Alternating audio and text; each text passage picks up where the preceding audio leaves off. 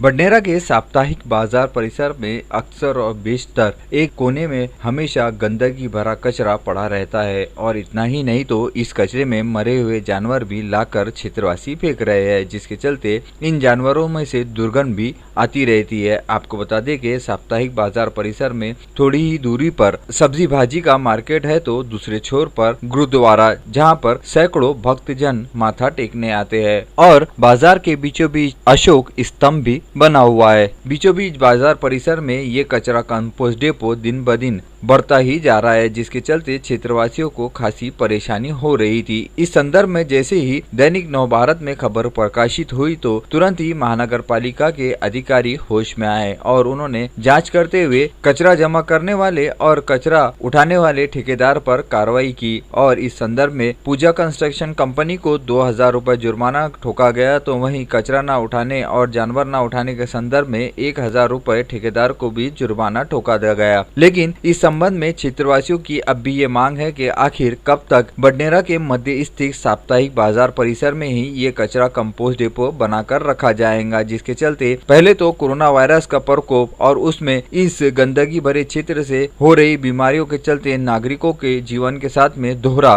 खिलवाड़ महानगर पालिका द्वारा किया जा रहा है। क्या बडनेरा शहर के दूसरे कोने में कहीं भी कचरा जमा करने की जगह नहीं है, जो बडनेरा के मध्य स्थित बीच बाजार अशोक स्तंभ के ठीक सामने गुरुद्वारा के ठीक बाजू में भाजी बाजार के एक छोर पर ये कचरा कंपोस्ट डेपो बनाकर रखा गया है। समय रहते यदि इस कचरा कंपोस्ट डेपो को यहाँ से नहीं हटाया गया तो बडनेरा क्षेत्रवासी इस संदर्भ में तीव्र आंदोलन करने की भी तैयारी कर रहे हैं।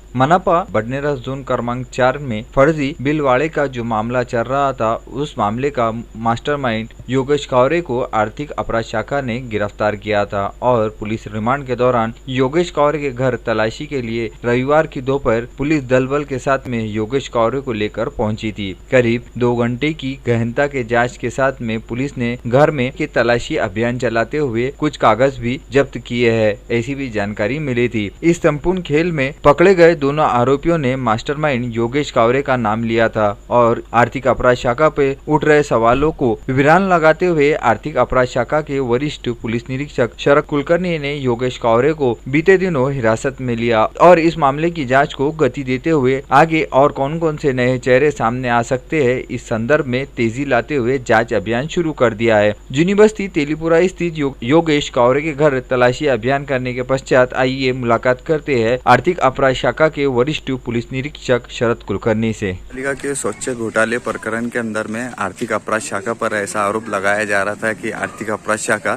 ठंडे बस्ती में कार्रवाई कर रही है, तो इसमें कितनी सत्यता है और अब तक की कार्रवाई कहां तक के पहुंची है? वो योग्य दिशा से चल रही है और उसमें जो अच्छा प्रतिशत है उसके पूरा भी हमने बोला किया है और सब तपास हमारा योग्य गति से चल रहा है। क्या लगता है सर, अभी जो है तीसरा आरोपी पकड़ में आने के बाद में पेपर में समाचारों में मास्टरमाइंड की जो पदवी दी गई है उसमें और खुलासे हो सकते हैं? चलो प्रयास जारी है, तपास जारी है हमारा, क्योंकि उसमें जो निष्पन्न होगा वो हम उसका बाद में बोलेंगे। क्या समय और क्या नई दिशा भी सामने आ सकती है सर? सामने अभी और एक गुना था उसमें दाखिल हो रहा है, शायद ऐसी मालूमात मिल रही मनपा से, हो गए तो उसमें और उजागर हो जाएंगे। तो यानी कि सर आपका कहने का मतलब है कि 74,80,000 रुपए का फर्जी बिल जो घोटाला था वो आर्थिक अपराध शाखा ने उसको जो है जांच करके उसको 2.5 करोड़ रुपए तक जो लाई है, तो ये बात सत्य है क्या बोलने का? बराबर, ये आएंगे वो दाखिल करने वाले मनपा वाले दाखिल करने वाले मनपा दाखिल करने वाले तो से बातचीत हो गई है, दाखिल करने वाले ना सर। अभी कब तक के पुलिस का कस्टडी रिमांड सर? कस्टडी है और देखेंगे लगता है और मंगा जाएगा। सोमवार की सुबह अमरोती शहर में महाराष्ट्र राज्य बांधकाम कामगार फेडरेशन के जिला अध्यक्ष प्रभाकर शिंदे के नेतृत्व में सैकड़ों मजदूर आंदोलन करते हुए नजर आए। आपको बता दें कि इन बांधकाम मजदूरों की 11 प्रमुख मांगों को लेकर बीते दिनों भी कामगार उपायुक्त को एक निवेदन दिया गया था और इस निवेदन के संबंध में 11 मुख्य मांगे रखी गई थी, जिसके चलते ये मजदूरों ने 7 दिनों का अल्टीमेट दिया था और जिला अध्यक्ष के अगुवाई में सोमवार की सुबह से ही कामगार उपायुक्त कार्यालय के सामने ये मजदूर अपनी मांगों को लेकर धरना प्रदर्शन कर रहे थे। समय बीतने के पश्चात कामगार उपायुक्त ने इन सभी को मुलाकात के लिए बुलाया और ये सभी मजदूर अपने जिला अध्यक्ष के नेतृत्व में कार्यालय में पहुंचे और कार्यालय में भी ये सभी मजदूरों के हाथों में अपने मांगों के सूचना फलक नजर आए। सभी मजदूर शांतिपूर्वक बैठकर अपने जिला अध्यक्ष के नेतृत्व में अपना आंदोलन कर रहे थे। साथ ही अपनी मांगों को लेकर ये मजदूर काफी ज्यादा गंभीर नजर आ रहे थे और इस संदर्भ में जिला अध्यक्ष प्रभाकर शिंदे ने कामगार उपायुक्त कुटे से मुलाकात कर चर्चा भी की और इस चर्चा के दरमियान 11 मुद्दों के मुख्य संदर्भ में उन्होंने अपनी बात रखी। कामगार उपायुक्त कुटे ने इस संदर्भ में कहा कि जो निवेदन संगठन की ओर से दिया गया था उन्होंने वो मंडल तक पहुंचा दिया है। अब उस पर जो भी निर्णय होगा वो निर्णय मंडल ही तय करेगा, लेकिन इन मजदूरों की 11 मुख्य मांगे क्या है और इस मांगों के संदर्भ में मजदूर आगे क्या कदम उठाने वाले हैं, आइए जानते हैं जिला अध्यक्ष प्रभाकर शिंदे से। 24/4/2020 रोजी महाराष्ट्र राज्य बांधकाम कामगार फेडरेशनच्या वतीने अमरावती जिल्ह्यातील बांधकाम कामगारांच्या प्रश्नाला घेऊन या ठिकाणी आम्ही आलो आहे। या ठिकाणी मागच्या 17 तारखेला कामगारांचे वेगवेगळे प्रश्नाला घेऊन एक निवेदन 11 मागण्यासाठी दिलेलं आहे। या नंतर 24 तारखेचा आम्ही अल्टिमेटम दिला होता की 17 तारखेच्या नंतर जर समजा तुम्ही या कामगाराच्या प्रश्नाला आता मार्गी लावलं नाही तर आम्ही बेमुदत धरणे करू, परंतु या कोरोनाचा काळ समजून आणि सोशल डिस्टन्सिंगचे पालन करून आज आम्ही या ठिकाणी एक दिवसभराचा धरणा देत आहे। यासोबतच माननीय कुटे साहेब यांच्यासोबत आमची चर्चा होणार आहे का हे जे पेंडिंग असलेले प्रकरण आहे, रिन्युअलचा प्रश्न आहे, ऑनलाईनचा प्रश्न आहे,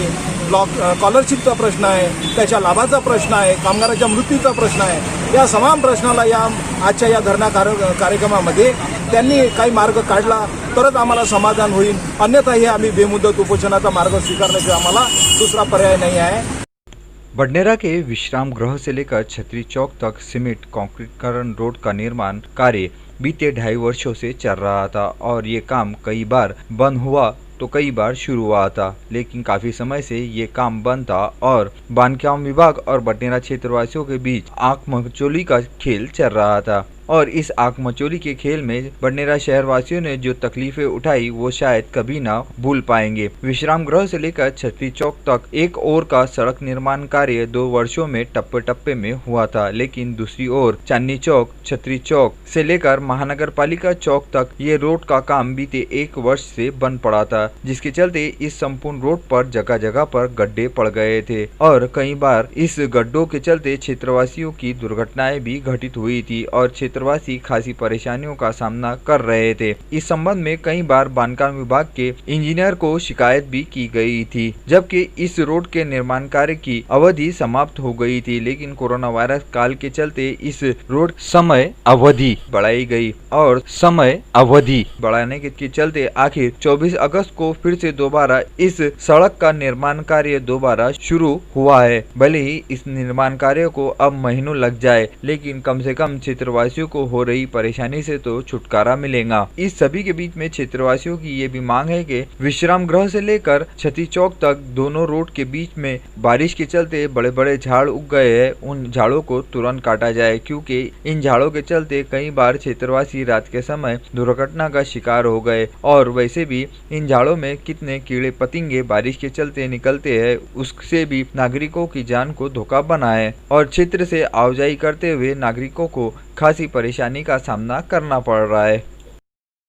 महानगर पालिका में बहुचर्चित फर्जी बिल घोटाला केवल अब बडनेरा तक ही सीमित नहीं रह गया है। स्वच्छ भारत अभियान अंतर्गत अमरोती शहर के कई प्रभागों में 60 ठेकेदारों ने शौचालय निर्माण के नाम पर 2,49,22,000 रुपए का एक और फर्जीवाड़ा किया है, जिसकी रिपोर्ट रविवार को महानगर पालिका के सामान्य प्रशासन अधीक्षक ज्ञानेश्वर गोविंद आलुडे व वरिष्ठ लिपिक विनोद निचत ने कोतवाली थाने में दर्ज कराई। इस पूरे मामले में महानगर पालिका के कनिष्ठ लिपिक से मिली भगत कर शासन के साथ में ये धोखाधड़ी को अंजाम दिया गया। पुलिस रिपोर्ट में महानगर पालिका के कनिष्ठ लिपिक संदीप रायकवाड़ तथा अनूप सारवन के साथ शौचालय निर्माण करने का ठेका लेने वाले 7 ठेकेदारों में आरके इंडस्ट्रीज औरंगाबाद के राहुल दिलीप खिवासारा, चेतन कंस्ट्रक्शन के Gajanan Pundlik Dhewale, Rishikesh Changole, the best builders and developers के Pawan Shende, Om Shanti building and material के नीलेश गुर्दे के साथ प्रणय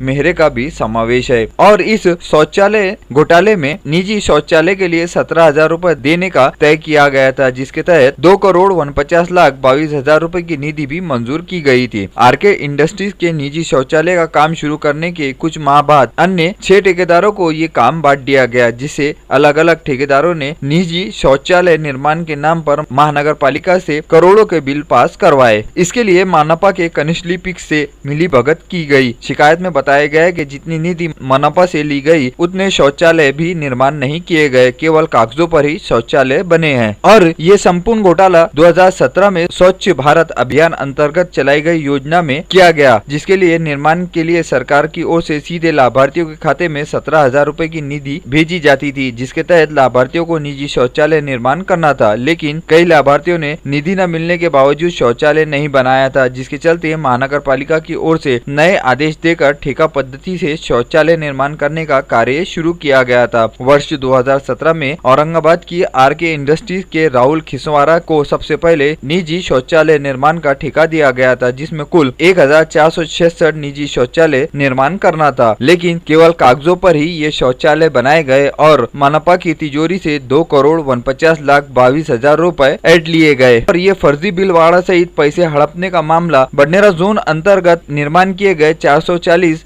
निजी शौचालय के नाम पर 74,80,000 रूपए के फर्जी बिल पेश करने के चलते सामने आया है। और इसका श्रेय यदि किसी को जाता है तो वह है महानगर पालिका के आयुक्त प्रशांत रोड़े को, जिन्होंने बारीकी से जांच करते हुए पहले ही बार बडनेरा के लिए 74,80,000 रूपए के जो बिल पेश किए गए थे और उन्होंने पाया कि ये फर्जी बिल है, तो उन्होंने इसकी शिकायत सिटी कोतवाली में दर्ज कराई थी। अब धीरे धीरे तार जुड़ते जा रहे हैं, तो महानगर पालिका में करोड़ों रुपए के घोटाले उजागर हो रहे हैं। अब देखना यह है कि पुलिस प्रशासन इन आरोपियों को कितनी जल्दी गिरफ्तार करती है और इनके जरिए इस फर्जीवाड़े में कौन कौन शामिल था और कौन कौन से बड़े बड़े चेहरे बडनेरा सहित अमरावती के सामने आते हैं। इस बात पर समस्त अमरावती जिला वासियों की नजरें टिकी है।